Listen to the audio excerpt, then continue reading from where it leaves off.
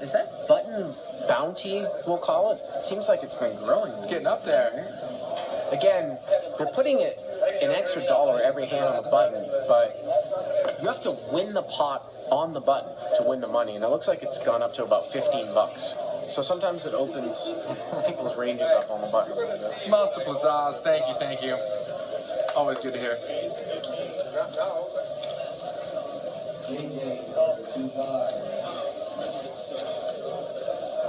Andrew Nemi popping it up to 15 here with King 10. Well, I'm on your bucket list. Is that what you say? If I can teach you how to pot, I'm gonna do that. But Andrew P's, you know, we talked about it. Like, well, the two tightest players at the table are obviously seat 2 and 3 so far. Yeah. And it's like I feel like when you give them kings or aces, like Andrew, like when he's 3-betting here, the only other time Andrew 3-bet, I think he had a huge hand as well. Like, I mean, Andrew, that's his range.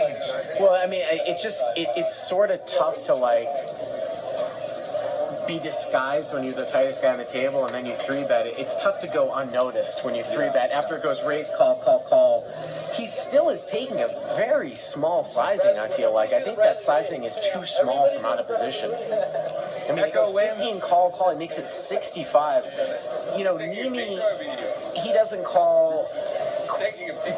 I think if I was Boski, I would definitely call here. 10-8 of diamonds, I think, has got equity. I mean, he's going to be getting. He only needs to call 50 for 128. I would certainly call here. The only thing that's going against Boski's hand here is that David V closes the action. Like, he's not in the absolute last spot because David V's on the button, and I think that's the one thing that tears him right here. But he's still going to call. That's weird. Oh my God. Andrew Nemi just sent us some Washington apple shots in the booth. I don't know if you can see this. I'm pretty sure this is water. It's water for the overtime. Water. So we're going to see call here. And then remember, Justin, David V has a slight overlay because of the dead money that's on the button. For Exactly. So he's got a couple extra bucks. So if he skips it from the button. Oh, flush over, top set. Oh my God. Guys, are you kidding me? Flush over, top set. Let it. It has Oh boy. And how can Andrew P, I mean, can he, I don't know if he rebought. He might actually be deep enough to get away from this if it goes bet raise all in. And the chat goes wild. Oh, my God. My God.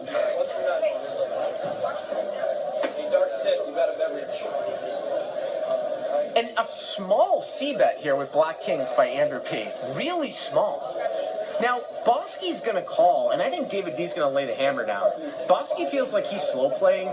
David V has a small flush. Yeah, he doesn't want to see any more diamonds. He wants to pop it right here. I would be very surprised to see somebody just slow play as an overcall in a 3-bet pot here with the worst flush you can possibly His hand have. is so counterfeitable that David's probably going to apply some pressure here.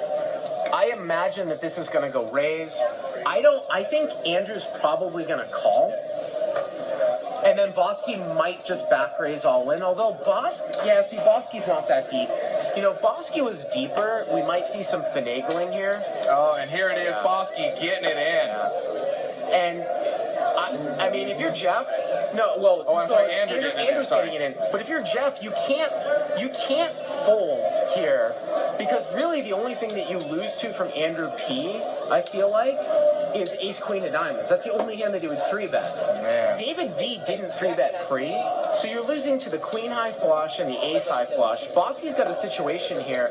By the way, okay, so that stack size graphic is not correct. Boski's much deeper. He has more like 800 in front of him, right?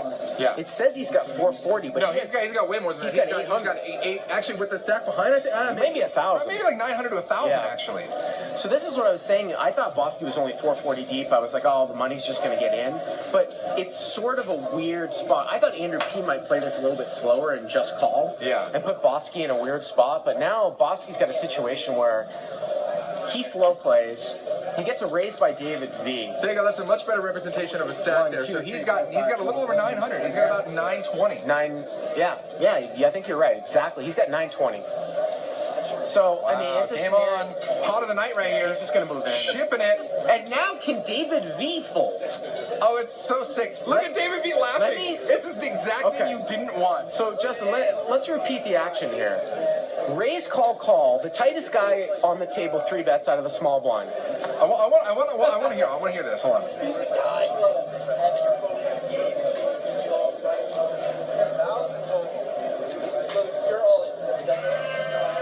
The guy bets. The guy to your right calls. We raise. The tightest guy at the table 3 bets, and now we have a 4-bet all-in.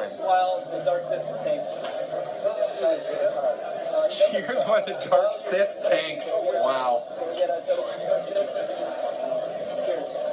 And he is drawing dead. He is drawing dead. Cheers, guys. Good health. We're doing fine. 2 more hours of this. Cheers. Look at that. He's in the middle of an all-in call for like a huge chunk of his stack. He's just like, hold on. We got to cheers. So it looks like it is probably about... It says 684 to call for 2,300. It might be a little bit more than that because Boski's stack wasn't correct. Yeah. Remember?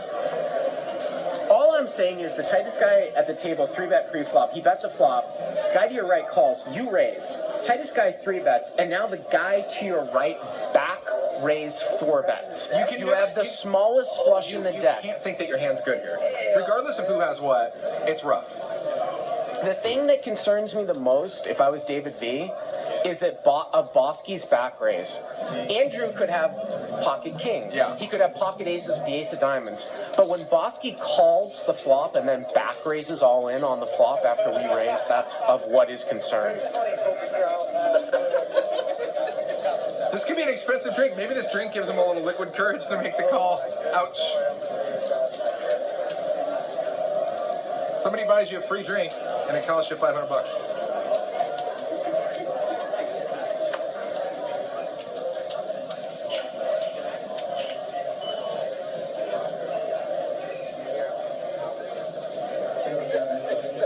We have the chat calling the clock.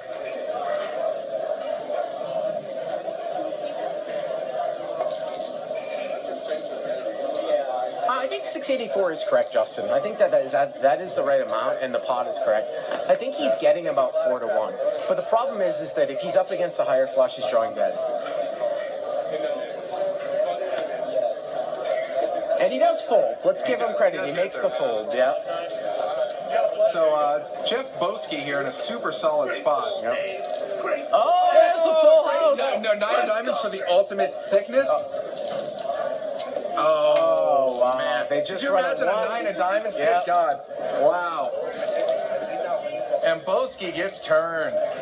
Wow. I see the people in the live chat making fun of my Boston accent. When we read, I see that it's Boski. Okay, guys. I've been pronouncing it Boski. Oh, okay, I like it. All right, that's yes. It's really sure that's the biggest spot in my life. There you go. No wonder why he's excited. Wow. Those things find you, bro. And that is going to be Andrew P. with the win. There's the stuff in the chat.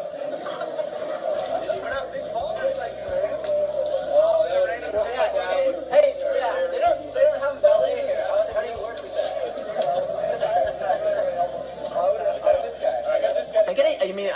Good to see David let that go, though. I mean, I was you can't gonna say- have a super tight player right there, and then the raise back behind. The story of that hand is David V's fold. I mean, Yeah. we can look at it, we can see the cards, and everyone in the live chat can say, oh, it's such an easy fold. But when you're in there and you call a 3-bet, Yeah. and you're in there and you flop a flush in a 3-bet pot, I'll ask you viewers, how often have you folded a flush in a 3-bet pot? Yeah, that's rough. You know? I mean, you see that flop, and your first thought is disco and getting paid, you know? I got a question for the Mike King. Does that mean you're the king of the fight? Yeah, that's tough for Boski right there, man. That's rough. And it wasn't even like a, I mean, at least there was, good or bad, there was like no sweat either. It was just right on the turn, bam. There it is. I just had